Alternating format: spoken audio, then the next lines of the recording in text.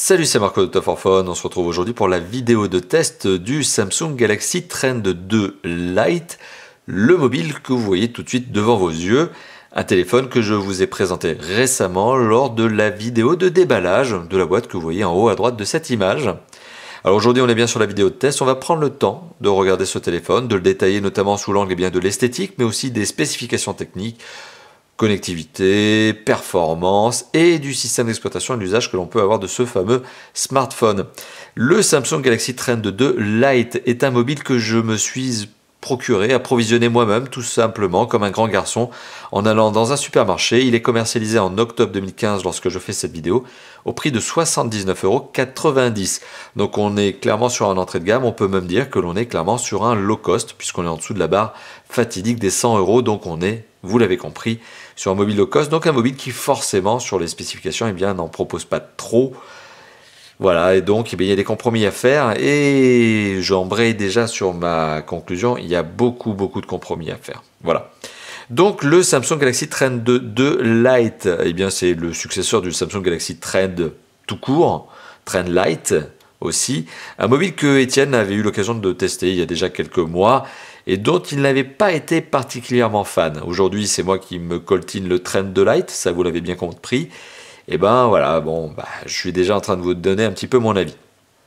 Alors, le petit tour du propriétaire, on est chez Samsung, ça ne trompe pas. Le design est clairement celui d'un Samsung Galaxy. Alors, ça peut être du S3, du S4, du S5, du Note, ce que vous voulez. En tout cas, on est clairement chez Samsung.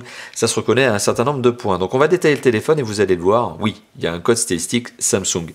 Face avant avec un écran de 4 pouces, entouré forcément d'un certain nombre d'éléments, dont notamment l'écouteur que l'on retrouve au-dessus, avec cette fameuse grille typique Samsung, le marquage Samsung, le bouton physique accueil, la touche retour, la touche, hop, on va le voir tout de suite, multitâche, qui vous permet de killer toutes les tâches. Donc ça c'est pas trop mal. Bien sûr, on retrouve sur le côté gauche, et bien tout autour du téléphone également, un pourtour en plastique effet métal, très classique chez Samsung. Bouton contrôle le volume plus moins qui est bien positionné, bien placé, qui n'a pas de jeu. Donc au moins la finition est bonne sur ce mobile. On retrouve le jack 3.5 également avec un bon niveau de finition. Le bouton on-off sur le côté droit, bon niveau de finition, pas de jeu dans les éléments. Entrée micro primaire, connecteur micro USB sur le bas du mobile. Le mobile, hop, si on le met, hop, là on va le mettre en veille. Enfin en tout cas on va éteindre son écran. Si on retire le cache batterie avec cette petite fente que vous avez vu ici sur le côté supérieur droit, alors qu'est-ce que l'on peut faire? On retire le cache batterie. On retrouve quoi? On retrouve à l'intérieur du téléphone cette fameuse batterie sur laquelle je reviendrai, le slot de carte SIM est en dessous de la batterie et l'emplacement de la micro SD. Ici que vous voyez là d'ailleurs qui est occupé par une micro SD à l'occasion de ce test.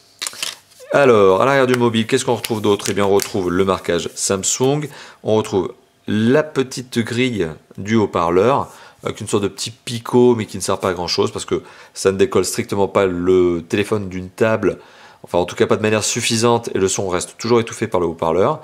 Le capteur photo sur lequel je reviendrai tout à l'heure bien sûr et son flashlight qui l'accompagne.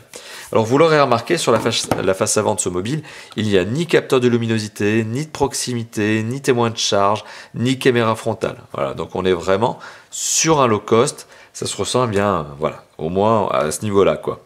Au niveau de ces fameux éléments.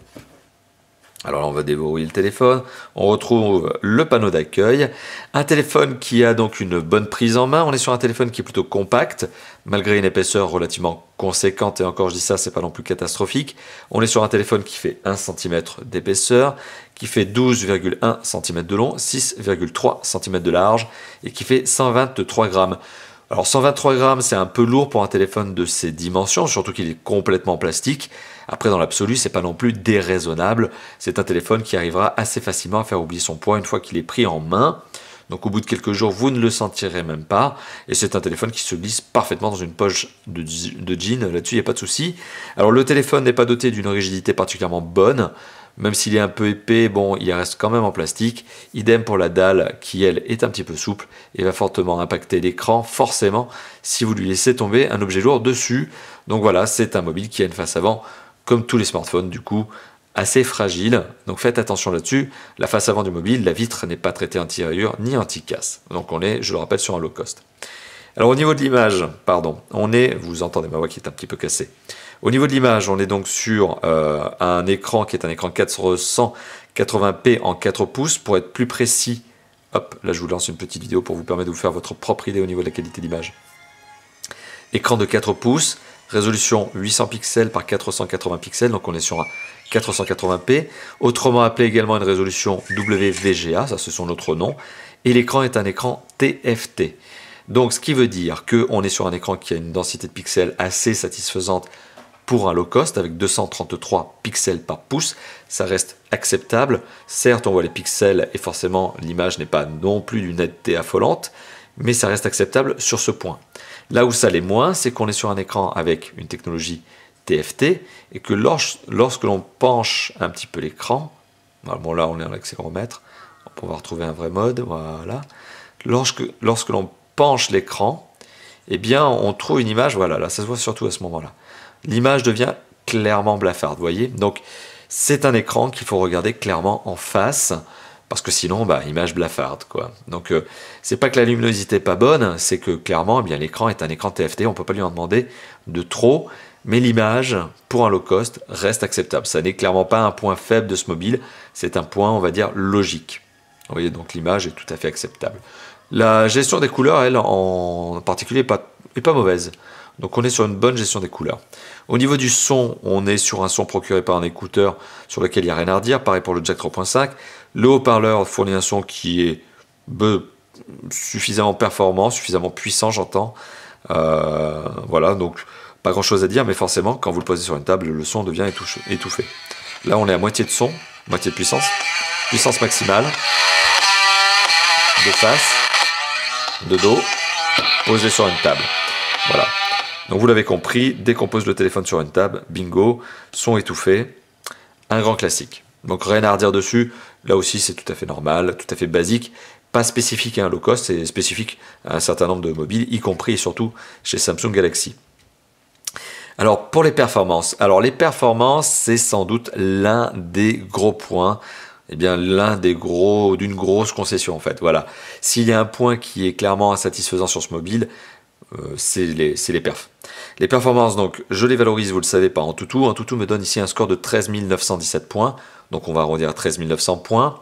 On est sur un score de low cost, bien en dessous des 20 000 points pour permettre à ce téléphone d'être à l'aise, en tout cas en termes de jeu 3D, parce que pour le reste, ça va. Alors, ces performances, en tout cas, ce score, il est lié à des composants. Ces composants, eh bien forcément, voilà, ils sont ceux qui sont là, à savoir des composants plutôt low cost. On est sur un processeur qui est un processeur Spreadtrum. Alors ce qui va parler aux connaisseurs, c'est un C8830. Spreadtrum, c'est vraiment une petite marque de processeur, accompagné de son Mali 400MP en processeur graphique. Bon, là-dessus, ça ne parlera peut-être qu'aux connaisseurs. Accompagné de 512 MO de RAM. Il faut savoir que dès que vous allumez le téléphone, il y en a 400 qui sont pris à peu près, ne serait-ce que par le système d'exploitation. Et en termes de processeur, pour y revenir, on est sur un 2 cœurs 32 bits cadencé à 1,3 GHz. Donc en gros, c'est pas la fête, on est sur des composants qui sont plutôt low cost, quoi, clairement. Et là où ça fait vraiment très très mal, c'est certes le choix du processeur qui est vraiment faible, quoi. C'est un petit processeur, mais c'est la mémoire vive aussi qui malheureusement est très très très faible, là aussi, voilà, tout simplement. Et vous l'avez compris, hein, sur 512 MO, il y en a 400 qui disparaissent dès le premier démarrage parce que forcément le téléphone en a besoin pour fonctionner, son système d'exploitation en requiert à peu près 400. Au niveau de la mémoire de stockage, les 4 GB de mémoire de stockage intégrée dans ce mobile se transforment au premier démarrage en 1,6 Go disponible donc pour l'utilisateur. Alors là aussi c'est pas la fête, c'est pas catastrophique, mais c'est clairement faible. C'est clairement faible. Heureusement, vous avez la possibilité d'ajouter une carte micro SD, sachant que le téléphone, selon le constructeur, accepte des cartes allant jusqu'à 128 GB. Encore une fois de plus, quand je teste des low cost, je ne suis pas convaincu, et c'est l'argument que je donne toujours, c'est l'information, en tout cas c'est mon sentiment, que mettre une carte qui vaut plus d'une centaine d'euros sur un mobile qui en vaut moins de 80 soit d'une vraie justesse, d'un choix judicieux. Selon moi, c'est un téléphone qui au mieux mérite une carte de 16 ou 32 GB. Et en classe 10, ça c'est obligatoire parce que sinon le téléphone risque de ramer avec l'écriture lecture de la carte micro SD. Mais ça c'est un autre sujet. Donc voilà, on est sur un téléphone qui clairement accuse le coup de son prix bas. Et sur les performances, c'est principalement le point faible de ce téléphone.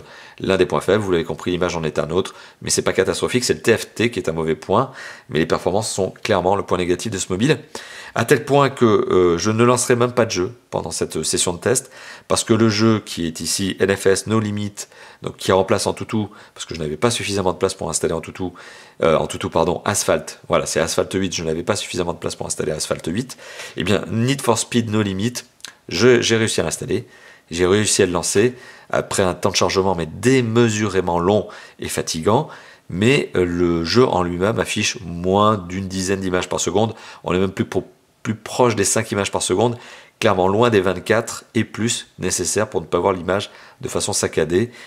Donc on est sur un téléphone qui n'a pas des bonnes performances, on est sur un téléphone qui, forcément, en termes de jeu 3D, c'est non, c'est pas possible, ne cherchez pas, ne vous faites pas de mal, à la rigueur sur des jeux 2D type Clash of Clans, et encore je ne l'ai pas testé, mais Clash of Clans n'est pas un jeu très gourmand, donc je pense que vous avez la possibilité de jouer à des petits jeux 2D, 3D isométriques, mais du Temple Run et compagnie, mais pas plus que ça, quoi. Ça n'ira vraiment pas plus loin que ça. Par contre, pour les applications, tout ce qui est Facebook, Twitter et compagnie, rien à dire dessus, c'est tout à fait normal, ça marche sans souci. Voilà, donc ça c'était pour vous parler des performances. Connectivité, alors la connectivité, difficile de l'illustrer si ce n'est ici en vous montrant quelques petits icônes. Donc on est sur un téléphone qui est un téléphone GSM quadriband, vous pouvez l'amener avec vous partout dans le monde pour émettre et recevoir vos appels et vos SMS. Bon, après à côté de ça, c'est un téléphone qui est un 3G, bonne note, il est 3G+, il est HS PA+. Alors il n'est pas 4G, bon, ce qui est logique puisqu'on est sur un téléphone low cost, 80 €. On ne peut pas trop lui en demander. Là-dessus, encore, l'absence de 4G n'est pas, à mon avis, un point faible de ce téléphone. C'est logique, ça correspond à son prix. Ça n'est pas encore aujourd'hui, en 2015, le moment auquel on verra des téléphones 4G à moins de 80 €. Voilà, donc c'est pas encore cette époque-là. Bon, malgré tout, la connectivité, comme je viens de vous le dire, n'est pas un point faible de ce téléphone. On est plutôt bien loti. On a du Wi-Fi BGN direct, on a qui fait hotspot, on a du Bluetooth 4.0, du micro USB 2.0 qui, cela dit en passant d'ailleurs, petite parenthèse, là j'utilise ce petit accessoire, et bien fait aussi USB OTG. Voilà, on va le voir tout de suite, USB connecté, voilà, stockage de masse USB connecté, et je peux vous garantir que vous pouvez parfaitement lire les fichiers qui sont dedans, puisque là je vais lancer un titre MP3 qui est stocké dedans. Hop, on y va. Voilà. Donc le titre MP3 qui est en lecture là, il est stocké dans la clé USB. Donc on est bien sur un téléphone USB OTG. Donc on met ça de côté. À côté de ça, bien sûr, vous le savez, on a un jack 3.5, on a un emplacement pour carte micro SD jusqu'à 128 Go de mémoire, mais est-ce que vous avez vraiment envie de mettre 128 Go de mémoire sur un téléphone comme ça? Et on a un emplacement pour carte SIM au format micro, pas mini, pas nano, micro, c'est celui entre les deux. C'est le format qui est apparu notamment avec l'iPhone 4.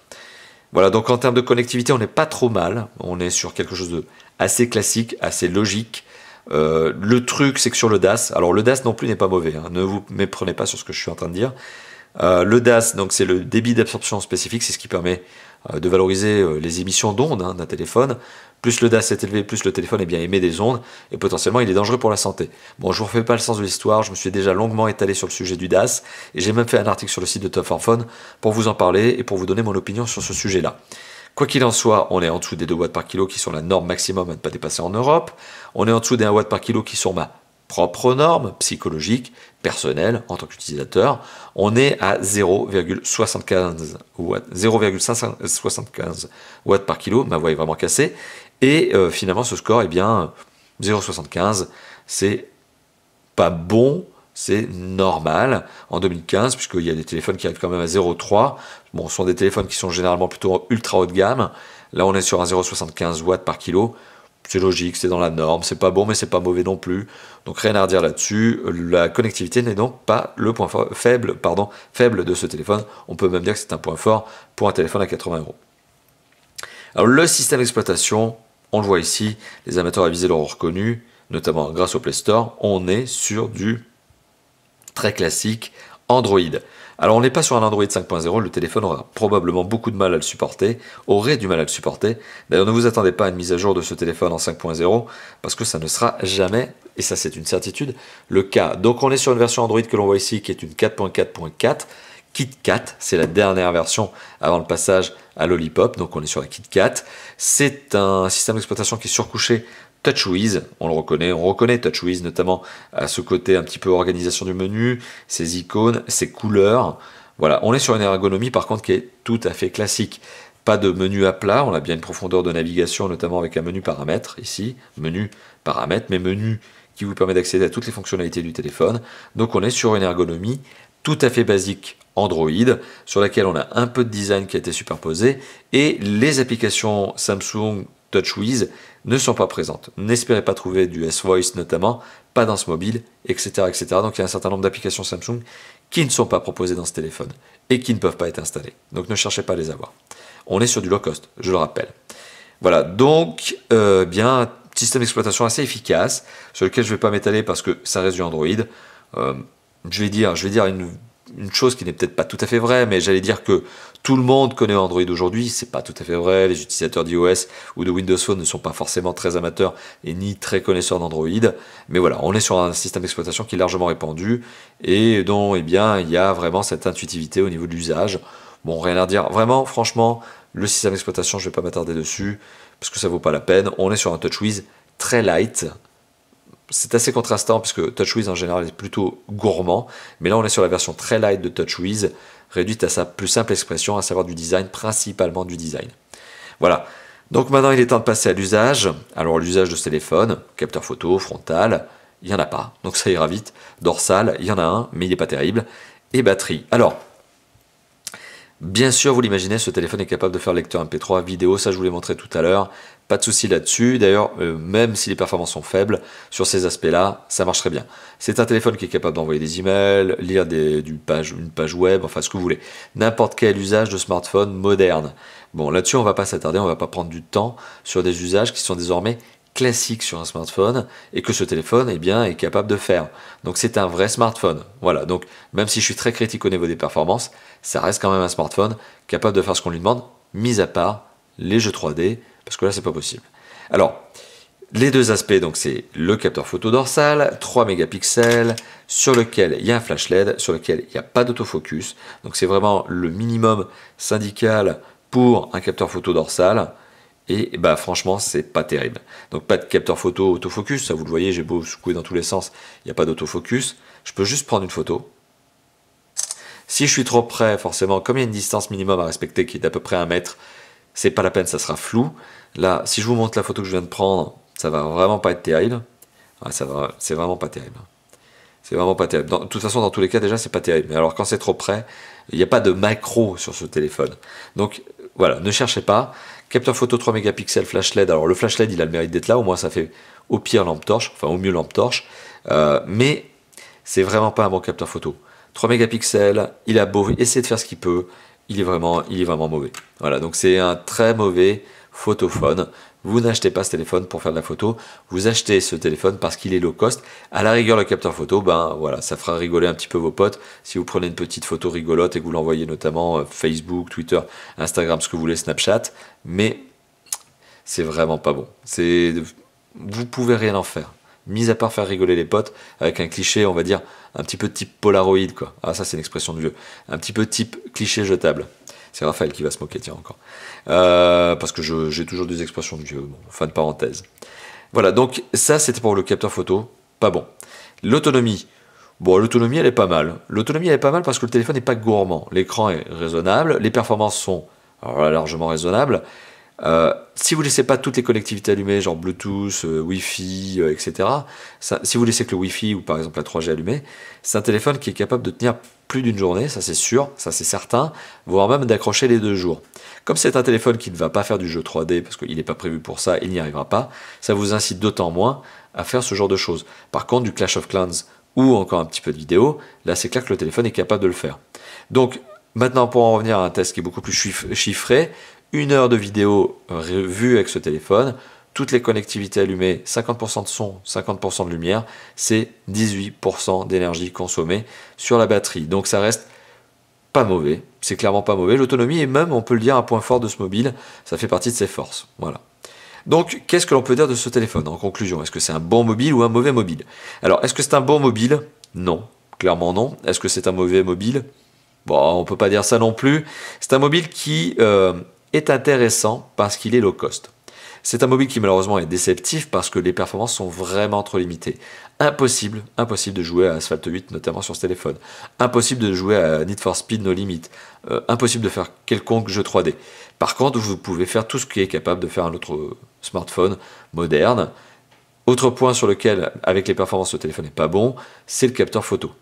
Donc voilà, ce sont les deux aspects négatifs de ce téléphone. Après les angles de vision, à vous de savoir si vous vous en accommodez, mais moi je les trouve beaucoup trop faibles en raison de la technologie TFT choisie par le constructeur sur cet écran.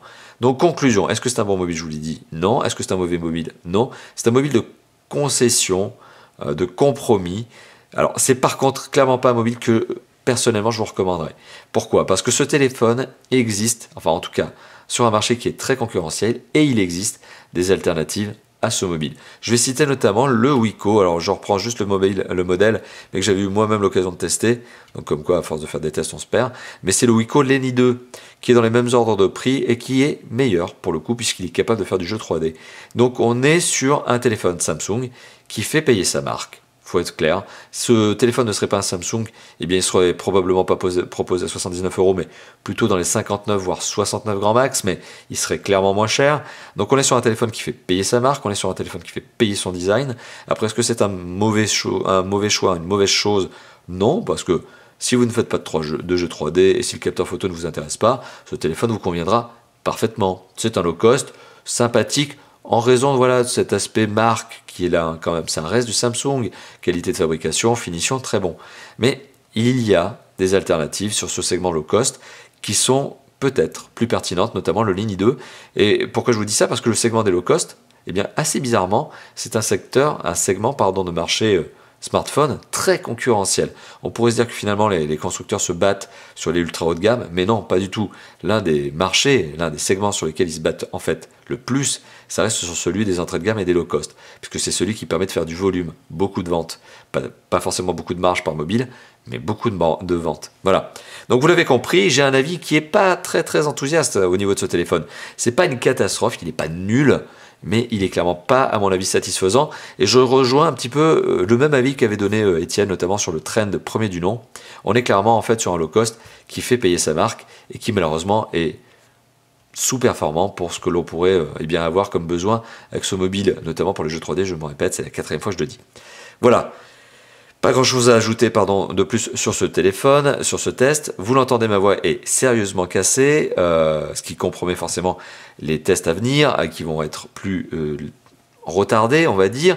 Enfin, quoi qu'il en soit, la vidéo dure depuis maintenant plus de 22 minutes. Un test, malgré tout, bref, efficace. C'est un petit peu le genre de nouveau format sur lequel je vais essayer de me positionner pour vous faire des tests plus efficaces. N'hésitez pas à commenter justement ce que vous appréciez ou pas de cette vidéo, quels sont les points qui vous ont plu dans ce test sur le mobile, mais aussi sur ma manière de vous présenter le mobile. Voilà, donc autre chose, vous pouvez bien sûr liker si vous avez aimé cette vidéo, commenter, partager la vidéo et vous abonner à notre chaîne YouTube si ça n'est pas déjà fait. Tout ça, c'est des petits boutons qui sont en bas à droite de la vidéo, là, voilà, vous pouvez vous abonner, liker, etc. Vous pouvez aussi nous rejoindre sur le site de Top 4 Phone, sur lequel vous retrouverez l'article de test de ce mobile et notamment l'échantillon photo, puisque je le publie, vous le savez, systématiquement sur le site de Top 4 Phone. Et vous avez également le forum où nous retrouver et bien sûr Twitter et Facebook. Voilà, autant d'endroits où interagir avec nous et vous le savez, nous aimons interagir avec vous et on répond à tous vos commentaires. Voilà, merci d'avoir regardé cette vidéo encore une fois de plus et je vous dis à très bientôt pour d'autres tests, d'autres vidéos de présentation et d'autres vidéos de déballage, si bien sûr entre temps j'arrive à retrouver ma voix. Allez, à bientôt, ciao ciao.